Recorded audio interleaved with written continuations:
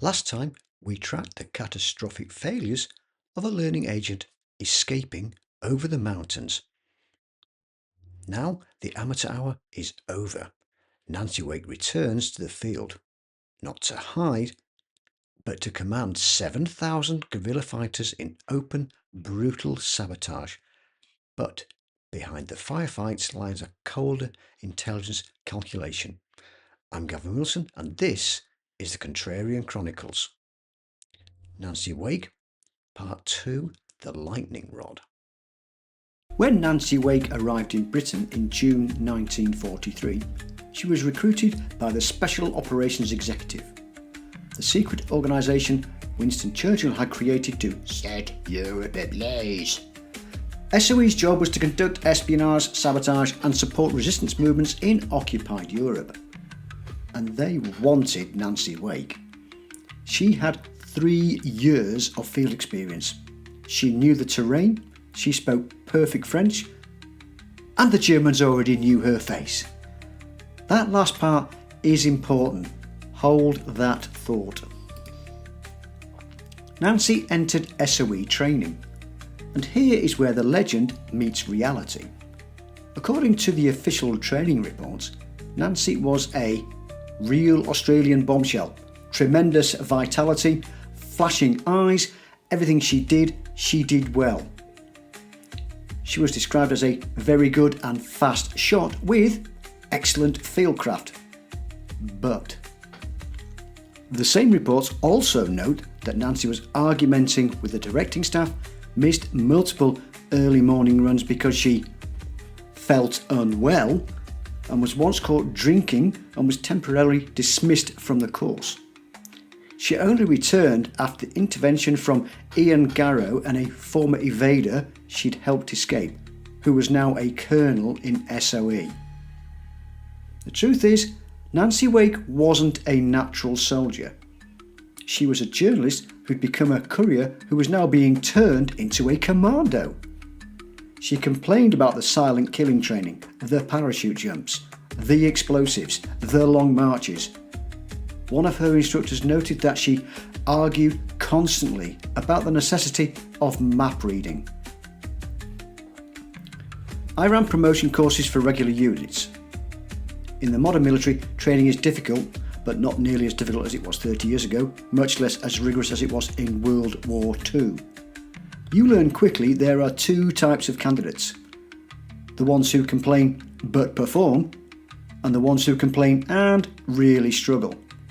Nancy was the former. Her training reports show she argued with every instructor, but she passed every test. That's not a disciplinary problem. That's a stress indicator.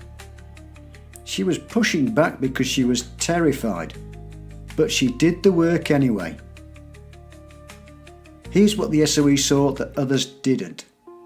Nancy Wake was a survivor. She'd been operating under active Gestapo surveillance for 3 years and was still alive. She'd been arrested, interrogated and released. She'd crossed the Pyrenees after 47 hours of hard climbing when most people would have quit. And, most importantly, the Germans knew Nancy's face. On April 29, 1944, Nancy Wake was parachuted back into France as part of a 3-person SOE team codenamed Freelance. Her codename was Hélène. Her mission was to liaise with the Maquis resistance group in the Auvergne region and coordinate arms drops in preparation for DDay. But here's the contrarian question. Why would SOE send their most wanted agent, a woman with a 5 million franc bounty and a face the Gestapo knew, back into occupied France? The conventional answer is that she was skilled, experienced, and knew the terrain. The contrarian answer is Nancy Wake was bait. In intelligence operations, there's a concept called a lightning rod. You create a high-profile target that draws enemy resources away from your real objectives. Nancy Wake was famous. The Gestapo had nicknamed her the White Mouse because she had evaded them so often. They put a bounty on her head that made her the most wanted person in France. Every German intelligence officer in the south knew her face from wanted posters. And SOE parachuted her right back in. Think about this from the Gestapo's perspective. You've spent 3 years hunting the White Mouse. You've tapped phones, run surveillance, interrogated suspects. You've put up posters. Then, in April 1944, 2 months before D-Day, she reappears in central France. How many resources would you dedicate to finding her? How many agents would you pull from other operations? How many checkpoints would you reinforce? How many informants would you activate? How many man-hours would you burn trying to recapture the woman who'd humiliated you for 3 years? During the Gulf War, coalition forces used elaborate radio deceptions to convince Iraqi commanders the main attack would come from the sea, not the desert. Entire Iraqi divisions sat on beaches waiting for an amphibious assault that never came. In the actual desert, real US and UK armoured divisions hid under strict radio silence. When we invaded Iraq, the Iraqi army was caught completely off guard. Coalition divisions swept through the western desert unopposed. My unit captured over 350 Iraqi conscripts, and they were in such poor condition that they surrendered as soon as they saw us. They'd been positioned to defend against a threat that never materialised, undersupplied and demoralised. They weren't interested in fighting, they were interested in surviving and, as they'd not been fed for days, eating. That is what successful deception looks like. The enemy is defeated before they even see you coming. The principle is simple. Make the enemy commit resources to the wrong place at the wrong time. The Gestapo spent enormous resources hunting Nancy Wake. Resources that were not being used to hunt other, quieter SOE networks. Resources that weren't breaking codes, tracking supply drops or preparing for the Allied invasion. Nancy Wake may have been the most successful decoy in the history of intelligence operations, and she probably never knew it. But here's the thing.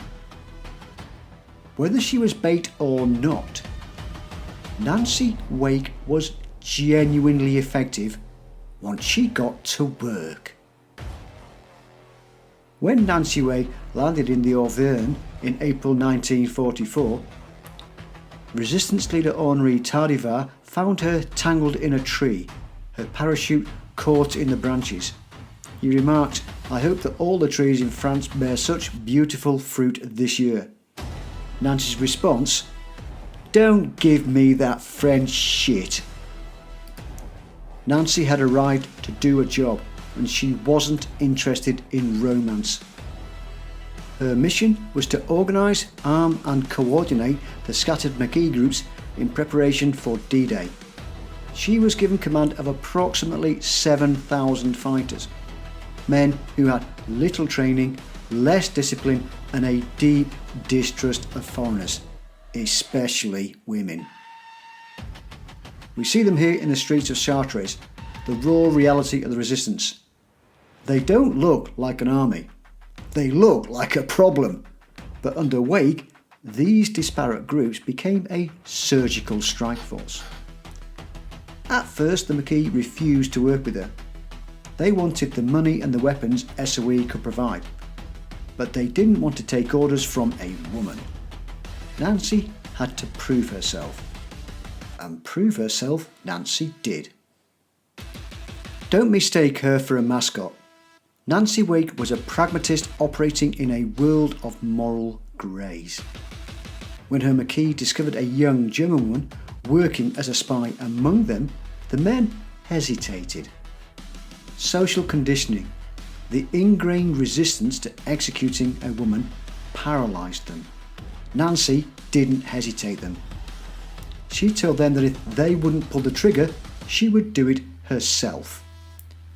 Nancy understood the cold arithmetic of insurgency. One spy left alive meant 7,000 dead fighters. I learned this calculus studying operational failures. Every compromised position, every blown operation, every leaked plan traces back to a single security failure. In counterinsurgency, the mathematics are brutal. One informant can kill an entire network. Nancy understood this before she ever wore a uniform. The men found their resolve. According to Nancy's own account, the spy spat at her and stripped naked before facing the firing squad. Nancy showed no regrets. She later said, "I was not a very nice person, and it didn't put me off my breakfast." This was the leader the Maquis needed. Someone who understood that sentiment was a luxury they could not afford. And the results of this cold-blooded discipline? Look at the ledger for the battles in the Auvergne. Nancy organised massive parachute drops of weapons and ammunition. She trained fighters in guerrilla tactics, and when the German sent forces to destroy the Maquis strongholds in Montmouchet in June 1944, Nancy didn't just coordinate, she fought. The Germans were so rattled by the White Mouse and her irregulars, they diverted 22,000 soldiers, including armoured units and air support, to crush them. Here's the math of the Auvergne campaign from April to August 1944. German forces 22,000. German casualties 1,400. Maquis casualties 100. That's a 14-to-1 kill ratio. When I first saw those numbers in military history courses, I assumed they were exaggerated. Guerrilla units don't produce kill ratios like that. Not against professional armies with armour and air support, but the records from both sides confirm it. The Germans documented their own casualties. The French resistance kept meticulous records. The numbers are real. How? Terrain, discipline and force multiplication. The Maquis knew every mountain pass. They had interior lines of communication, and they were armed with weapons that turned farmers into legitimate threats. Sten guns, Bren guns and captured German equipment that could be resupplied from the enemy's own dead. In the history of guerrilla warfare, this isn't just a victory. It's a masterclass in asymmetrical combat. Nancy Wake didn't just survive the war, she ran a high-efficiency killing machine that tied down an entire German division during the most critical phase of the Normandy campaign. During one raid, Nancy reportedly killed an SS sentry with her bare hands using a judo chop to the throat she'd learned in SOE training. In a post-war interview, she said, "They taught us this judo chop stuff with the flat of the hand at SOE. I practiced away at it, but this was the only time I used it. Whack! And it killed him all right. I was really surprised." But her most famous exploit came when disaster struck. During a German attack, Nancy's radio operator, Dennis Rake, was forced to burn his coat and destroy his radio to prevent them from being captured. Without radio contact, the freelance team couldn't call in supply drops or coordinate with London. The nearest working SOE radio was in Châteauroux, over 500-kilometre trip through German-occupied territory.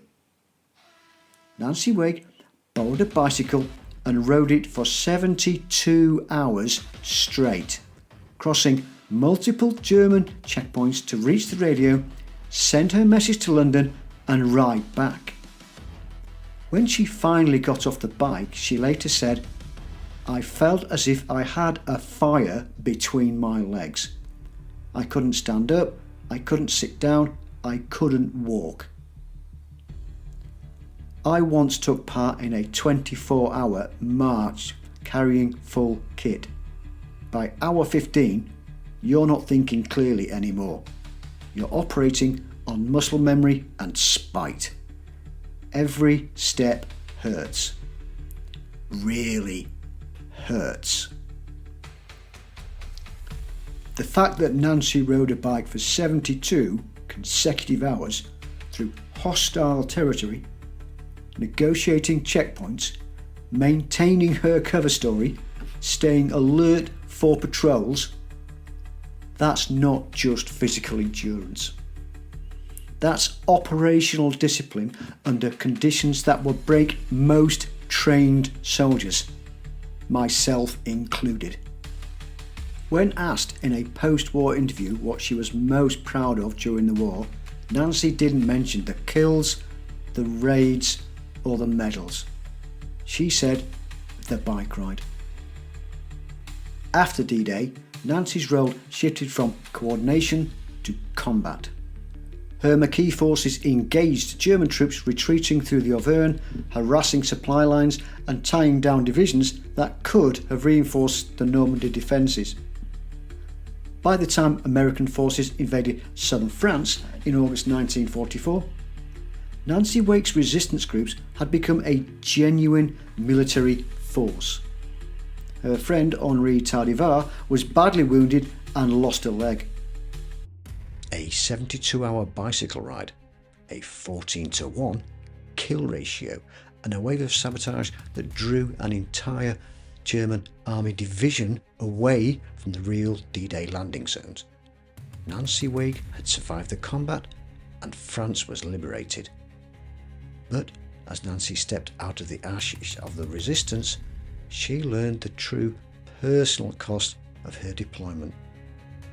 In our third and final part, we look at the silence that followed the gunfire, the brutal psychological audit of a warrior trying to survive the peace. I'm Gavin Wilson, and this has been the Contrarian Chronicles. I'll see you in part 3.